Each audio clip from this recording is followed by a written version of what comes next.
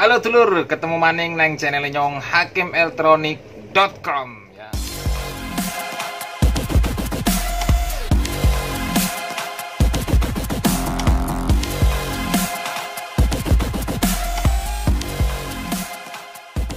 Oke, di kesempatan kali ini saya ingin memberikan cerita tentang memperbaiki PSU atau power supply PS2 ya, power supply PS2.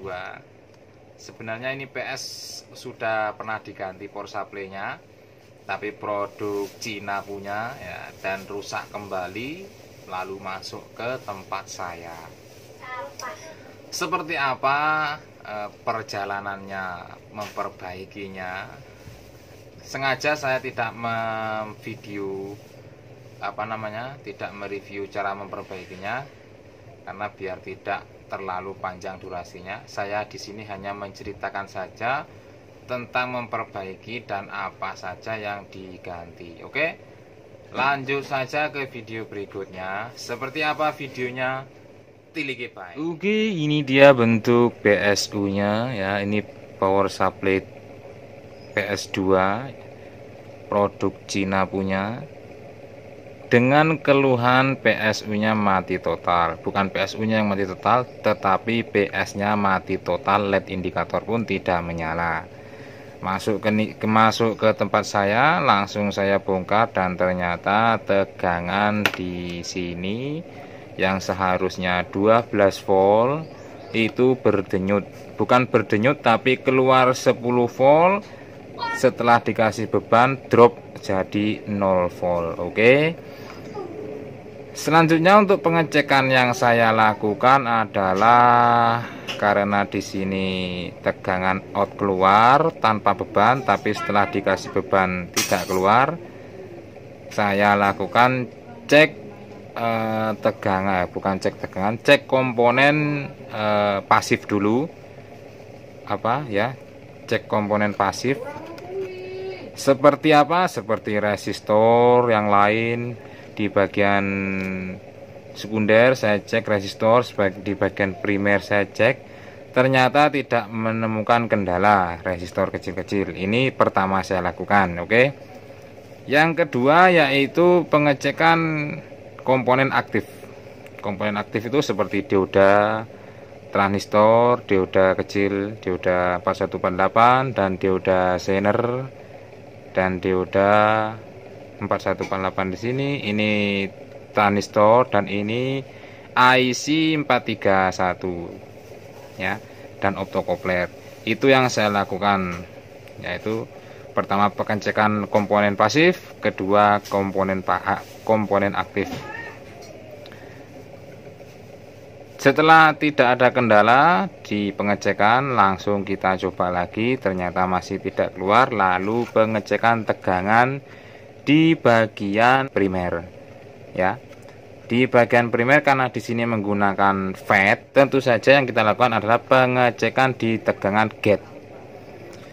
Tegangan gate FET di sini, yaitu ini tegangan gate, ini tegangan kolektornya, dan di sini tegangan emitornya. Setelah saya melakukan pengecekan tegangan di drain ya, kita jelaskan tentang pengecekan tegangan. Yang pertama yang harus kita lakukan adalah tegangan 300 volt di sini, min dan plus ya. Min dan plus tegangan 300 volt itu harus hadir. Yang kedua pengecekan di gate di gate-nya. Ini tegangan gate normalnya tanpa FET itu 18 volt. Normalnya harus ada.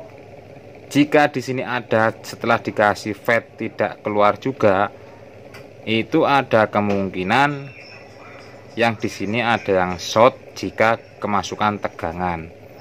Seperti contoh di video yang kemarin ya, ada.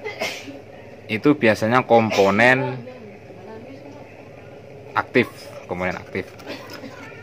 Dan yang saya alami saat ini yaitu tegangan gate-nya tidak keluar dikarenakan R startnya di sini tidak menyambung atau R-nya putus. Nah, ini dia. R-nya itu bernilai 520 kilo. Tuh, sudah saya buang. R-nya itu bernilai 520 kilo. Berhubung saya tidak punya stok yang sama, jadi saya menggunakan seri, yaitu 220 kilo. Jumlahnya 2 seri dengan 100 kilo.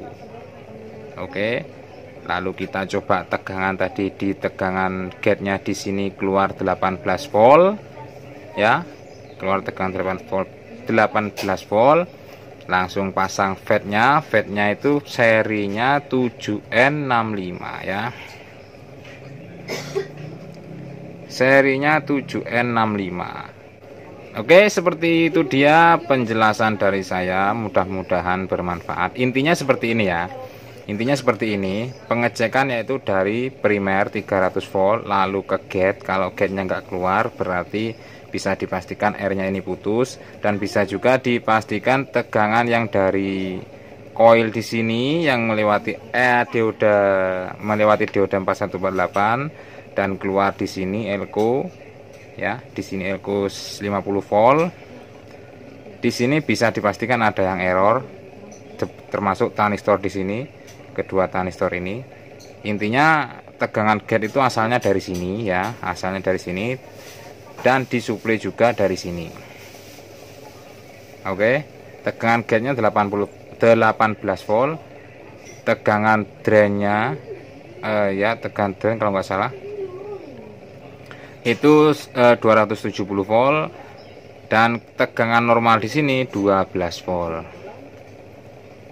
Ya, di sini kerusakan hanya R startnya saja yang bernilai 520 kilo. Oke, mudah-mudahan bermanfaat dan bisa difahami. Jika teman-teman masih kurang paham, silakan tinggalkan komentar di bawah. Oke, lanjut teman.